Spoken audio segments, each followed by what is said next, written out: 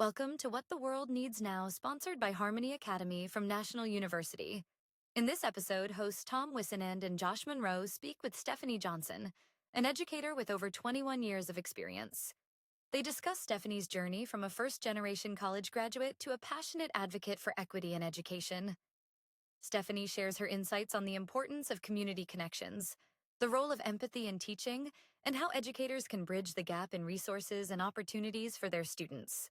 Hey, everyone, and welcome back to What the World Needs Now, the podcast where we explore what's at the heart of education through real conversations with the people working every day to make it better. And today's episode is one that we've really been looking forward to. Our guest is someone who brings both passion and purpose to everything she does. But what really stands out is that Stephanie has an unwavering commitment to equity, excellence, and the elevation of teaching profession in a whole. So let's get into it. Stephanie, tell us a little bit about who are you, where are you from, and what's your role in education today?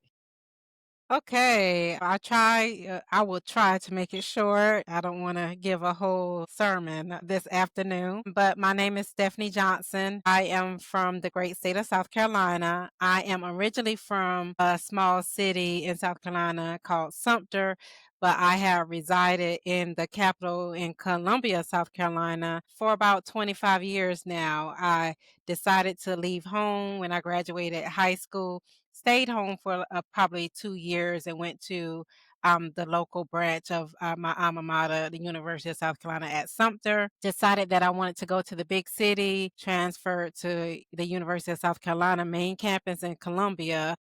And I have been in Columbia ever since. Currently, this is my 21st year in teaching, where I serve as a reading interventionist, and I love literacy. National Board in Early Middle Childhood Literacy. I have two masters, one in executive leadership and the other Master of Arts in teaching. So that's a little bit about me. I love dogs. That's something I really enjoy. I can't walk past a furry animal without trying to pet them. That can be good or bad in some cases. I currently have three siblings, and there are four of us all together. And yeah, that's a little bit about myself. Stephanie, to be in education for 21 years, you really have to love it. Like, you have to love what you do. Yes. How do you, first of all, how did you get into education? What's your backstory in that? And then how do you stay inspired? Like, 21 years is a ride. Right. I am from a big family, not my immediate family where there are currently four of us, but my mom is from a big family. She is one of 12. Unfortunately, we lost an uncle, one of her brothers last year. And my father, I think he is one of seven. So currently, right now, I should have like 16 aunts and uncles. So I am from a big family, and we stayed in close proximity with each other. So I grew up, long story short, I grew up around children, but there was a love and a joy that I had as a child whenever children were around. Again, there was always someone to babysit coming from a large family. And my mom had a natural gift for nurturing children. But to sum everything up, I would say that I was called to the profession. One, because I naturally enjoy being around children. And I knew growing up in a southern rural state and area where I'm from, I actually wanted to be a part of a profession where I would be able to make a difference. And when we attended our harmony training, every time I tell that story about my mother, where she expressed to me, and this was growing up as a child, telling me stories surrounded around the civil rights movement, Jim Crow, and they weren't afforded the opportunity to have lunch. Right now, of course, because of policy and regulations, we have our children have access to free lunch, but that wasn't the case during the time where my mother grew up.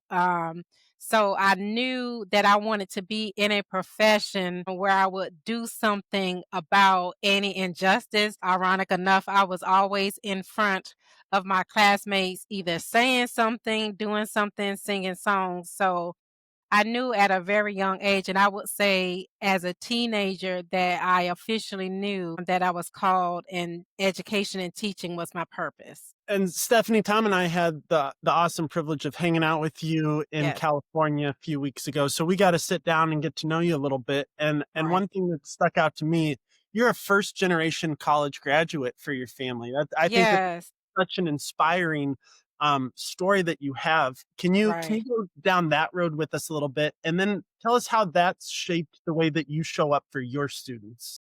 Wow, that had a very strong impact. So to give you all a little bit of understanding, where I'm at in the state is only about 45 minutes to an hour from my hometown. But my hometown is, in my opinion, very rural. So I didn't have access to resources or some of the exposure when it came time for me to transfer to a big university. And what I mean by that, well, my mother doesn't drive. My oldest sister was pretty much our transportation because, again, being a family of six, my mom was a stay at home mom, and we know some of the hardships that our parents face. By the time you pay for daycare costs, you're working to pretty much pay the daycare and may not necessarily be able to compensate for what is needed for the families. My mom stayed at home, and we had one income with my father.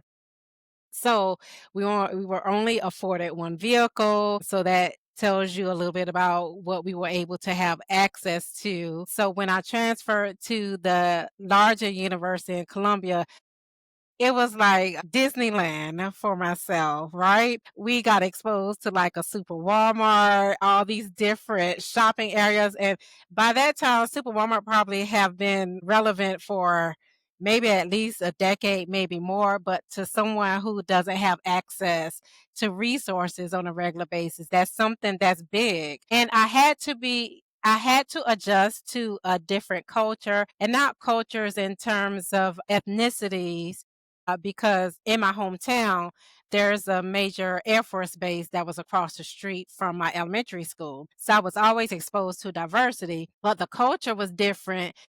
And so that I got introduced to practicums. I had to attend things off campus that I was not aware of at the time. So I had to adjust and gain a full understanding of the where I was and how I was going to deal with it and get there.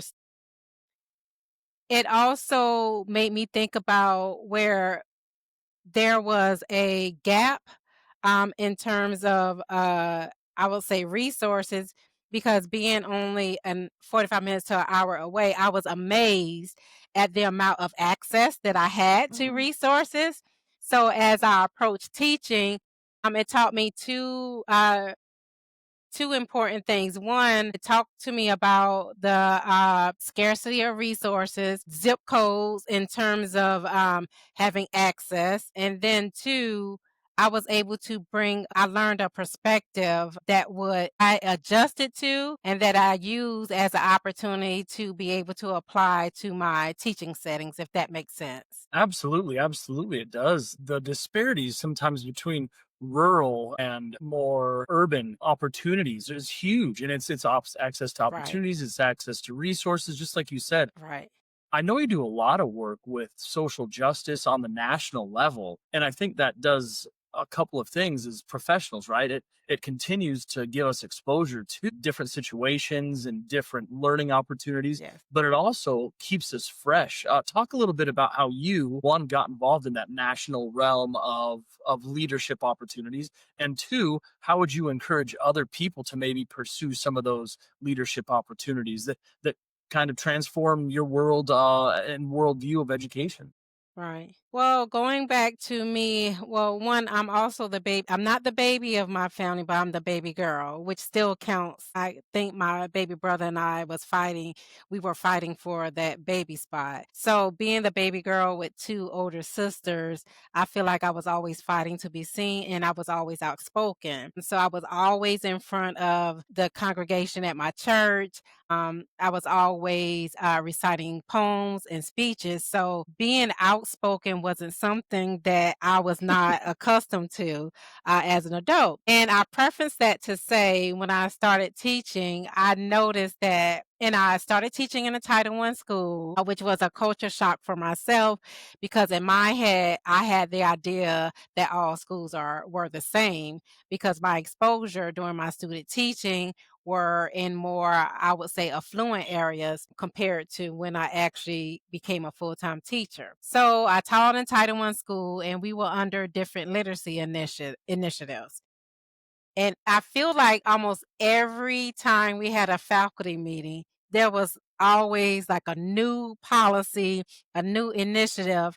And remember one day I raised my hand and I was asking the literacy coach, well, who made these decisions? Who is telling us that we have to do these things and do we get a say? And I think this was around my 5th year of teaching. And I was always a member of the South Carolina Education Association, which is a state affiliate of the National Education Association. So at that time, I emailed our state president at the time, which was Jackie Hicks. I remember her name, and I still have that email, by the way. So I sent her email just expressing how I didn't understand certain legislation. I'm kind of fed up. And she sends me to a minority leadership training with the National Education Association. And it was in Miami. And that was my, I would say, first experience on the national level, and ever since then the rest has been history because it also came at a time where I actually considered leaving the profession more so because I kept speaking up about things and I felt like I was alone in advocating because I felt that no one else was speaking up. And then you have those after you speak up and then you get a little pushback, then you have those who are after the meeting that are, complimenting and congratulating you on saying the things that they should have supported you in saying in the first place. So that started my journey on the national level, and the rest is history because the National Education Association has pretty much supported. It assisted me in gaining perspectives, understanding additional cultures, and not just from a educational perspective, but more from a social and civil rights perspective that I will always be grateful for. They taught me different things about running for offices and of course advocating on behalf of policy, and that got me to where I am today. So I'm curious, as we were talking about zip codes and lining for districts, and we're talking Right. about equity in education. I'm curious what that looks like in practice on your end, especially at the elementary level, or ways that you would help other teachers push forward for equity. Because I think about for at least where I live, 60 feet away is the line for a district. And when COVID Right. happened, my kids were 1-to-1. So my kids all had access to online teaching during COVID. 60 feet away, those kids didn't.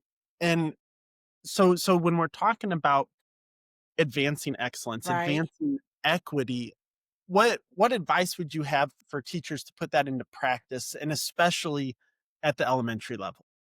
Well, I want to start by giving honor to my our grandmothers that are no longer here with me, both my paternal and maternal grandmother. Um, they they were women who were of the movement. They were servant leaders, and they taught me that through faith-based exposure in the churches. They didn't say a whole lot, but they meant what they said when they spoke. They taught me about servant leadership. So I preface that to say, as a child, I remember in high school and junior high, I was always a part of the student council. So I was always advocating and wanting to support those who may not have had a voice. So fast forward that into education, just seeing later early on in my career that there are some that will go along with the status quo. And then there's a small minority who's going to push back a little bit, but pushing back doesn't have to be seen as a negative. So my advice and what got me to where I am today, I found my group and I found my people, and I knew that, okay, if I use something as, even though you may look at it as small, but you have to start somewhere, as a staff meeting. Well, I looked at who were actually supporting me and speaking up with me, right? Which wasn't a whole lot, but I began to connect with those and establish relationships with those who may not have been in the school, but I would probably do connections or have a relationship or develop a relationship with. And that's when we started to get together on our own personal time. And we're planning not only for instruction, we're just planning for to help serve those who need it the most, whether it's students or students and their parents. And I remember another short story where we had this big education technology conference here in South Carolina, right? And when I started teaching, I noticed that when I did my student teaching, I had access to smart boards. And we all know what smart boards are now. They're kind of, the kids think that they're flat screen TVs, but they're not. There could be a TV though. But when I started teaching in my first teaching assignment, you all, they had these big block TVs that were on the wall that were from like maybe like the 1980s. And I knew immediately that some of these things didn't match. Like, I can't just a couple of months be in a school where I have access to like a smart board, and then the only access that I have to technology are the desktop computers and this big block TV that was installed on the wall. So kid you not, I would say one of my first major wins in terms of advocacy, I went to that ed tech conference and there was this vendor, and I still have the paperwork to show proof of all of it too. The vendor had a smart board, and every day I would go to the exhibition hall and I was playing on the smart board. And the vendor noticed me. He was like, "Hey, you're here every single day. I mean, you're playing around the smart board." And I started to tell the vendor about my school. And kid you not, the vendor said, "Tell you what, we're going to donate the smart board to your school." Yes. So went back to my home district, told my principal about it. The principal was supportive, so she got in contact with the technology officer for the district, and he worked it out with the vendor, and I got the very first smart board installed at my school. But I preface all that to say that it enabled me to meet the needs of the community. So I started conducting parent workshop with that same group of people that I was telling you about, that I formed a connection and a group with. We started planning parent workshops and workshops for staff that were actually held on after hours on weekdays and after hour and on the weekends after school hours. So my advice, all in a nutshell, is to find your people, find your group, even if it's at the smallest level, whether it's you all having donuts and coffee at your homes, but start somewhere. And where there's a will, there will always be a way. Stephanie, I love that story, like to the 10th level, because it shows the power of authentic human connections. And it shows the power of a teacher who knows what the best thing to do is, and you found a way to make it Right. happen. And so I love the fact Yes. that you, one, yeah, find your group. And it doesn't necessarily have to be within the school walls anymore. We have Nope, all the it does not. technology in the No. world. We have social media. We have all kinds of ways to connect with people. But what I really love about this Right. story is you took the initiative to show this vendor interest. You were there, you put in the time, you were your authentic self, you troubleshot ways, and the vendor took notice of you. And I think that the public, people around us want to take notice of and help educators. So I think if there's one thing Right. that I'm taking away from that story right there is you have to put yourself out there. You have to be willing to show people that you are wanting to help. And I love that story for those Right. reasons. Man, hey, Yeah. you talked about connections with parents, you talked about connections with the community. How specifically do you encourage your staff and yourself to make connections with the students that you serve? Are there tools? Are there curriculum? Like, what are some ways that you really dig into and enrich the lives of the students around you? Well, start with the need of the student. And for myself, I always had a love for books. English, I majored in English literature as an undergrad, did a fifth-year master's program at the University of South Carolina to get my Master of Arts in Teaching. So I always had a love for books, but again, working in these high need areas, literacy was always has been a huge concern. And what COVID did for myself was amplify or brought more attention to some of those needs. What I was able to do is kind of do I would say, a internal assessment, see what the need is, and then find ways to bring parents in and the community in. Um, Bring them in and bring them and work with them. We talk about Vygotsky's zone of proximal development. We don't talk too much about those theorists with Piaget and Vygotsky as much as we should, still, in my opinion, Bloom's taxonomy. But you meet individuals where they are. And as soon as you couple, okay, what do the students need? And meet the needs of that, help meet the needs of the student by also meeting the parents halfway at their area of development or where they feel secure, then you have a recipe for a success. So I would say just finding the needs of the school community and then coupling that with the needs of the kids' home community, and then merging those both of those things together. I love that because when we think about education, we know that different groups of communities have different needs, have different Right, barriers that we right. have to